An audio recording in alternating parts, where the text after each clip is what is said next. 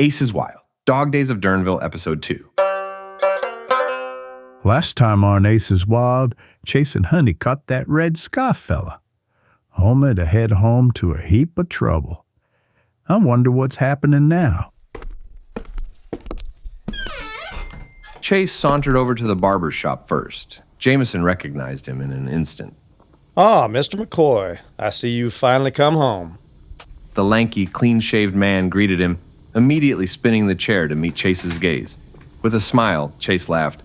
At least I thought I was coming home. He plopped down into the leather barber chair and tossed his hat onto the nearby vanity. Yes, quite a bit sure has changed. That seems to be the word. A few moments of silence ensued as Jameson sat to work, preparing the bowl of water and gathering his tools. It provided an almost eerie reprieve for Chase. He continued watching the passers-by on the boardwalk out front, the occasional wagon crossing the window panes, the dusty road blowing past with them. What once consisted of families or mothers with their children moving to and from school or the store now looked mostly like men or degenerates. This was not at all how Dernville was just 7 months ago. Ever since McGregor arrived, things have really started moving down here. McGregor? Jameson slid his chair up close to Chase, washing the tools and the little bowl of water on his lap. The mining baron. Not too much off, just a trim. Chase instructed as Jameson set to work. I'm afraid just a trim won't do, Mr. McCoy. Not after 7 months on the trail. I'll set you up proper. Anyways, the mining company he runs, McGregor that is, took over the coal mines. I'm not really sure what the whole story is. I just know things were a lot nicer before. People started getting sick not long ago. Families left. McGregor started buying up all the shops, too. Making improvements? The barber snorted. If you can call them that. Prices went up, even the rents. New workers came in, leaving much to be desired. I doubt anything good sticks around on the streets after the sun sets. Not believing his ears, Chase considered Jameson's words. The town leaders never would have settled so easily in the past. Even masters normally put a stop to any behavior that seemed questionable. Didn't the sheriff and stuff try to stop it? Tried at first, but that man... He caught the curiosity in Chase's expression. The story needed something more than just trying. It was like he somehow convinced them. But if you ask me, it wasn't your typical convincing. Soon after, you left town. Those that stayed started buying new carriages and fancy new clothes. So he bribed them. With only a shrug, Jameson implied that was quite possible. Gathering his things, Chase headed out the door to his next destination to see George Watson, more affectionately known to the locals as Mr. Watts. Sauntering over, Chase couldn't help but notice more of a breeze cutting through his fresh cut and shave. All that was missing now was a new set of duds, and Mr. Watts would set him up just fine. Chase entered the tailor's establishment with the overhead bell announcing his presence. The shop obviously hadn't seen the same decline as the rest of Dernville. In fact, it was as nice as ever. While they were not exactly friends, McCoy and Watts had become good acquaintances over the years. Chase was eager to see the man and share some good tales. Mr. Watts, on the other hand, seemed preoccupied and almost bothered by Chase's arrival. Barely acknowledging his return, Watts appeared more interested with the door than reminiscing. The looked-forward-to conversation became a prying of words. So how's business these days?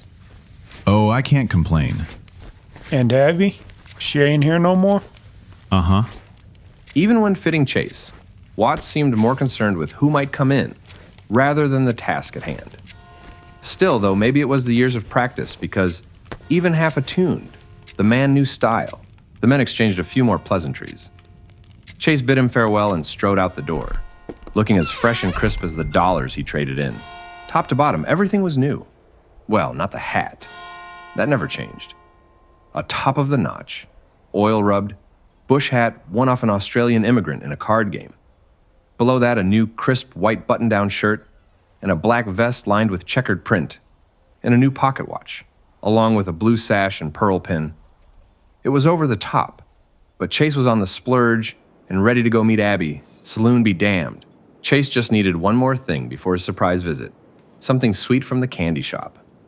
Making a beeline for the local sweets vendor, Chase heard a familiar voice. Well, hey, looky there, stranger. I wasn't sure I'd see you around these parts again. It was Johnny, an old friend and cattle rustler, dressed in what seemed to be his only outfit, a tan rancher shirt and denim pants. Hey, Johnny, you old rascal. I wasn't sure you'd be kicking around here anymore either. Problem is, I don't know what here is anymore. Yeah, things sure changed since you last left. Happened pretty fast, too. McGregor's been buying up the whole town. Heck, Mr. Watts doesn't even own his own shop anymore. McGregor bought him out, and now the poor sap has to work in a place that was once his, just to pay for his roof. Sad, really. Well, that explains some things. So where are you off to anyways, all gussied up? I'm going over to get some of that imported chocolate for Abby. Oh man, I hate to break it to you. The candy store, it's all closed up. Big eel and a different kind of craving now. Different? Different how? Well, Chase, I don't quite know how to say it, but good old Sweet Toast, it's an opium den now. An opium den? That junk from the Orient? Right out here on Main Street? Yeah, you'll find the sheriffs turn their blind eye to a lot of things these days. Well, I best be moving on. Shouldn't be lingering too long in the streets. Talking out loud about such things, prying eyes and all. You have a good day, and good luck with Abby. Chase, wondering what that was all about, stopped to take another look at Dernville. Things sure did look different. Gathering his thoughts, Chase turned around to head for the saloon when a young teen boy nearly knocked him off his feet. Chase watched to see what the rush was all about. The boy ran right up to the wanted board, where Chase picked his next bounty. He ripped all the wanted posters off the bulletin and tossed them to the wind. Then he ran over to the shadows of the boardwalk and collected what could only be some sort of payment from a figure lurking mostly unseen. Dismayed by such a broadest act in the middle of the day, Chase shrugged off his current thoughts and returned to his thoughts of Abby. He was bothered by her working for this Mr. Covington fellow, but he hoped for the best. Surely she was doing something with integrity, maybe keeping the books or tidying up the place. The thought of her being a bar wench or walking around tending to gents in a little cocktail dress took him back a bit. The image, however, also put a little get-up in his step. Passing by Sweet Tooth's, Chase glanced over in bewilderment that quickly turned to disgust. The door swung open and out poured a bellow of foul smoke, debauchery erupting from within. Then out with the foul smoke came Abby, the image of a titillating cocktail waitress, quickly evading his mind. Instead of a scantily clad woman, there stood a sickly version of his once sweet friend and lover, in what appeared to be a filthy shift. Obviously, more than cards and drinks were being served at Chase's once favorite watering hole. The two shared a quick glance, and then Abby turned and scurried off to the saloon, unsure if the fleeting moment was out of embarrassment, or if she had not even recognized her once dear friend. Chase turned and left. He surely didn't recognize Abby anymore. It was time for him to head home. From the shadows, the lone man watched Chase change directions. The latter made his way back to his horse, loosened the reins from the hitching post, and whistled for his canine companion. The shadowed figure eyed the dog and watched the two with intense interest. Honey was off doing her own thing, scouring the streets for her old friends. Returning to Chase, even she seemed a little disappointed in her handouts. Come on, girl. Let's head home. The ride across town was a somber one. Setting in Evermore was the dire straits town had succumbed to. Crossing through the housing area left a lot to be desired as well. The houses were run down. Several were boarded, and the recognizable people were mere frames of their former selves, void of any hint of joy. Chase brought Nessie from a trot to a full-out run. He couldn't get out of Dernville fast enough. Yeah, come on. Let's go.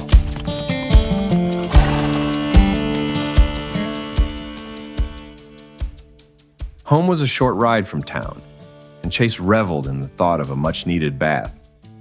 Granted, it wouldn't be the welcoming, warm waters of the bath hall at Sadie's saloon, more like a standing cold rinse. It was better than nothing. That and a warm bed would hopefully lighten his spirits. From the distance, Chase noticed a new sign at his property line. It was too far at this point to make out, but Honey's growl let on that it couldn't be anything good. Upon approach, the sign read, "This property has been seized by local officials. No trespassing." Then in smaller print, McGregor. Chase was livid. This man seized his town, seized his home, and with what right? Chase always paid his property taxes a year in advance because of his long time spent away. It was time to find out more about McGregor and what was going on with his property. With a tug of the reins, Chase, Nessie, and Honey changed direction. Chase circled the property, keeping his distance, heading for a vantage point that overlooked his place, a butte not too far away. From the top of the flat hill, Chase looked on at his house waiting, something he had become accustomed to in his line of work. A bit of time passed before there was any movement. But then some men approached. Not just any men, but the three from town that stared him down earlier. Now their demeanor made sense. Chase made himself a place in a nook of rocks where he could steady his rifle. He debated taking all three out and reclaiming what was rightfully his. However, as the men approached the house, several others came out to greet them. They shared some gestures of camaraderie and went inside.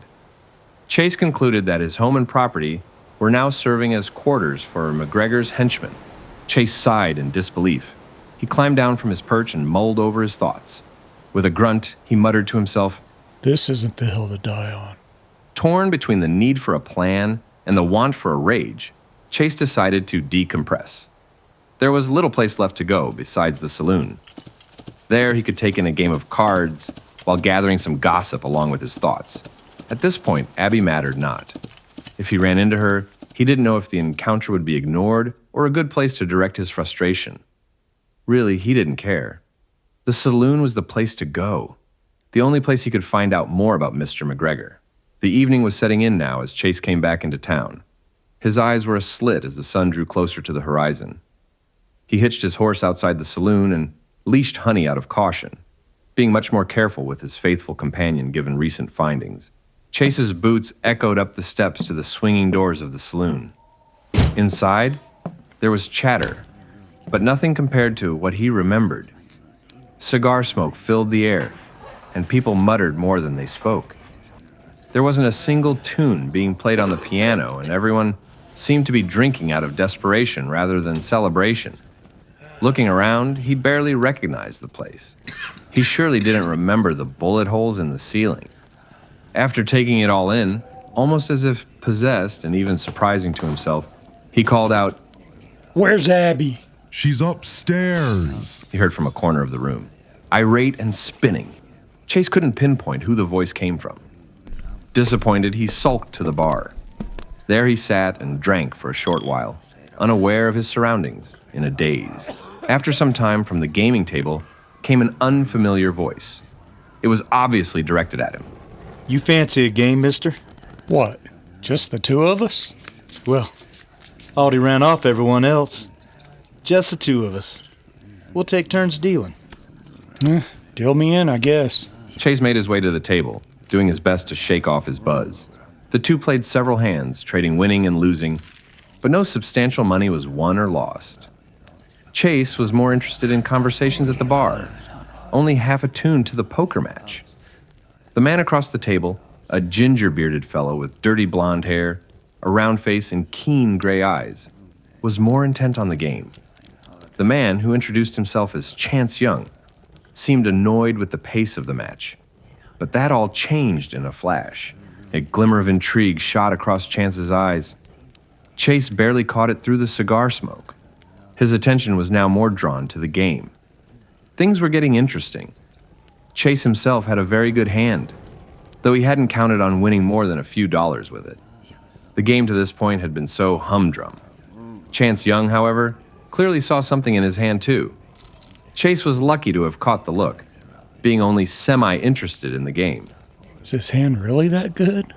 Or is this just a bluff? Chance looked up cockily over his cards. Chance grabbed a large wad of cash, a bit more than Chase had left from his bounty. How you gonna act on that? He asked, throwing the money down on top of the green velvet table. All of a sudden, all the noise of the room went dull, and then it wound up into a high-pitched whining in Chase's ears. The two stared each other down, pupils growing with adrenaline. Chase was now very much attuned to the game.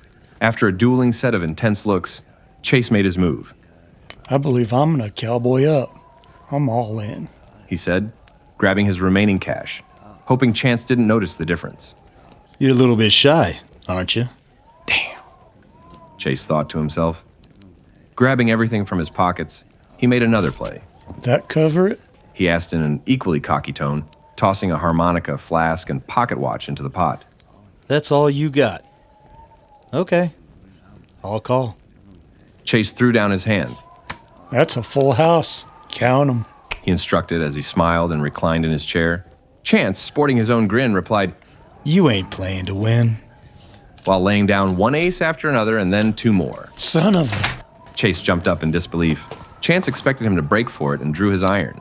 Nuh-uh. You said all in. You can keep the skivvies, he said, grinning away. The saloon patrons, then silent at the brandishing of the six-shooter, watched in dismay. Chase realized clearly there was more at play here than just a card game. Was Chance one of McGregor's men, sent to humiliate him and run him from town for good? Chase had little time to ponder all the possibilities. The bar erupted into laughter as Chance, at gunpoint, relieved Chase of everything he had down to his underoos. Shortly after Chance left, Chase made a hasty retreat from the saloon, gathering his composure as best he could. Before heading out the door, he took a glance towards the upstairs banister, hoping Abby hadn't seen him. Then, wondering why he cared at all, he left the way he came in, only with a little more shame.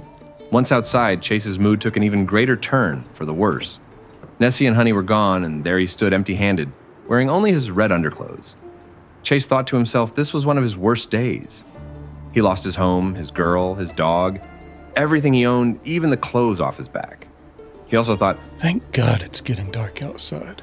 Taking one more look back at the saloon where everything just happened, Chase couldn't help but chuckle at a little tidbit he missed going in. Looking at the sign, he now noticed the penciled-in H in Sadie's place. Shady's place, he whispered to himself. Fitting. Shaking off the cold, Chase checked to make sure his butt flap was fully buttoned before disappearing around the corner. Sticking to the dark and checking for signs, his tracking instincts had set in. The hunt was on. The hunt is on in nothing but his underoo. Oh no, I don't like where this is going. I don't like this at all.